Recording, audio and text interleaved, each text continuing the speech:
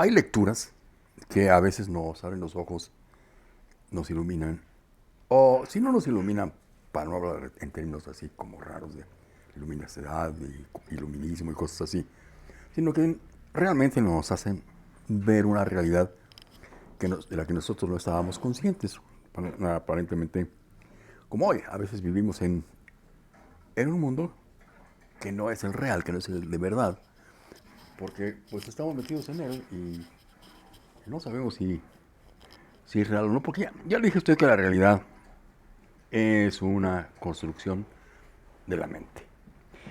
Pero hay libros que nos ayudan a ver más claramente cómo es esa construcción de la mente, particularmente en materia de gobierno, Estado, política, etcétera, etcétera. Yo soy Ricardo Domínguez, eso es Estilocracia Clásico. Y yo sé que el tema de política no es un asunto de ustedes, pero este es un tema de literatura, porque como les dije, hay libros que nos ayudan a ver mucho mejor cuál es la realidad. Y este libro, que se llama La Guerra de Galio, es uno de ellos. Es uno de ellos porque nos pinta de cuerpo entero y tal como son a los políticos. Le voy a... Este libro trata de El Excelsior, de Julio Scherer, de otros periodistas muy importantes y su pleito con el gobierno de Echeverría. A ver qué les parece. No, los nombres todos son cambiados, no habla directamente porque tampoco es suicida el autor Héctor Aguilar Camín. Fíjese usted lo que dice en esta pequeña página. En una de las páginas, son 700 páginas del libro. Al folleto de Galio. Galio es Galio Bermúdez, que es un asesor político de una inteligencia agudísima y de una visión verdaderamente macro. Sí, era de gran angular su visión.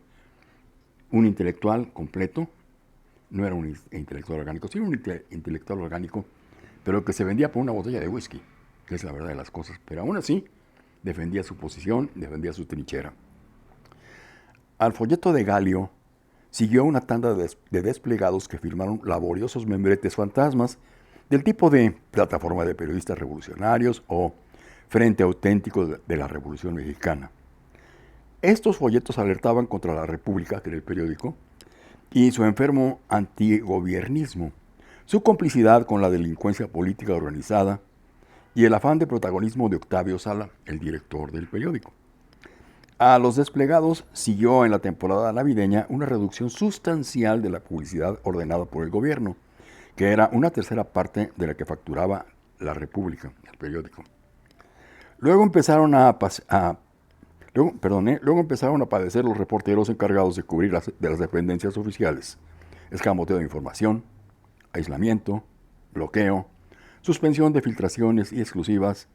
No obstante, en la primera semana de marzo del año 1973, una asamblea extraordinaria de los trabajadores de la República, es decir, del periódico La República, celebró la adquisición del 40% del accionariado de inversionistas privados y la noticia de que el diario había casi duplicado su tiraje en el curso del año y más que triplicado, pese a la abstinencia gubernamental, sus facturaciones por avisos publicitarios, de modo que estaba en condiciones pues de pagar sus utilidades tan altas que sus miembros pudieron adquirir con ellas sus porcentajes respectivos de las acciones recuperadas y aún recibir el equivalente de 4 meses de sueldo.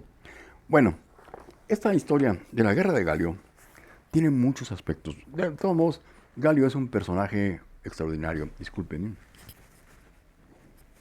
que padezco una alergia que me hace correr fluido de la nariz. Le digo, todo lo que ocurre en esta novela ocurre en el periodo de gobierno de Luis Echeverría y cuando Julio Scherer, con otro grupo de reporteros y periodistas como muy, muy célebres, estuvieron al frente de este asunto y cómo fue que Luis Echeverría ordenó el cierre del periódico. Sí, ordenó no el cierre, la toma del periódico por parte de la disidencia alentada y pagada por el propio gobierno, para que desapareciera de la faz de los impresos la pluma venenosa de Julio Scherer y sus periodistas allegados. Vale la pena, miren, sé que este no es un tema de estilo, pero al final sí es un tema de estilo, Porque si usted no entiende en qué país vive, usted de veras va a carecer de estilo cuando tenga que tomar una decisión. Y este es un libro que nos puede pintar, porque es muy actual. Esta novela no ha envejecido, es totalmente actual. Si usted se toma la molestia de leerla, verá usted estas coincidencias extraordinarias entre Echeverría y el gobierno de hoy. Algo sorprendente que le puede dejar a usted un buen panorama, mucho más claro, de quién es quién, de qué está pasando y de qué puede pasar. Amigos, que les vaya muy bien. Espero que tengan un buen día, un buen jueves. Pásenla bien, disfrútenlo, cuídense y aquí nos vemos mañana.